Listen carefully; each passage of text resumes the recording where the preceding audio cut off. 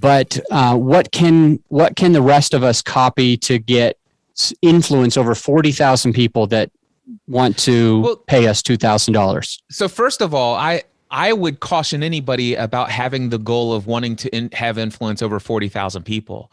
Instead, I would just have a desire to be of influence over anyone. And because you will never know who you're going to have influence over. That's the key that always drove me. I didn't go out seeking Pat Flynn's and Michael Hyatt's and John Lee Dumas's and Amy Porterfield's and Michael Stelzner's and all these other people of the world. They came to me because I was already influencing people. Each one of those people heard about me from somebody else that I influenced. So I want you to imagine this. A Pat Flynn heard about me from someone who I influenced, who probably has influence over no more than 10 people. Mm-hmm. It just might have been that Pat Flynn was one of those 10. Do you see where I'm coming from? So I do. So that's the big mindset shift I want people to have. My message has always been, never focus on the numbers. Just focus on being you and being of value and in being of service. If you could just focus on that, everything else will fall into alignment with whatever's meant to happen for you. Now, you can actually go and create things in this world, and there are things that you can do to influence and grow your show, right?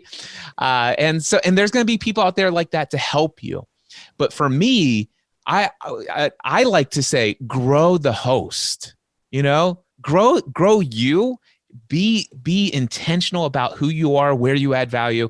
And I'm always about creating content where I don't care how many people download the show. All I care about is, am I creating content that makes me come alive? And I will tell you, if there are many podcasts. As a matter of fact, there's a podcast that I have today. It's called Train with Cliff. It's the only premium podcast that I have at trainwithcliff.com. It's $10 a month to have access to it.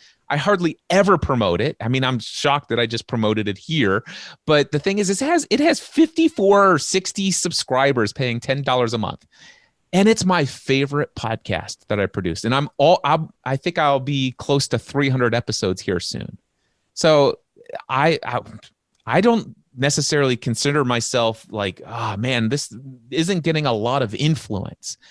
I don't care about that. The people I'm influencing, can I get them to go out and influence one other person? And the other thing is that occasionally somebody who does have influence realizes that what you're doing is special and unique, and they really resonate with it.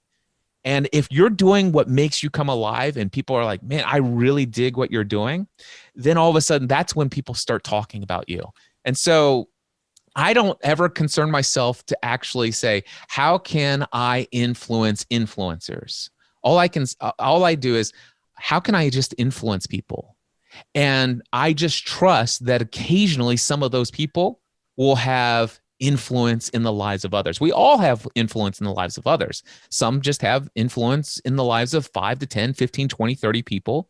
And occasionally somebody might come along who has influence over 500,000 people or 1.5 million people, as some of my listeners do.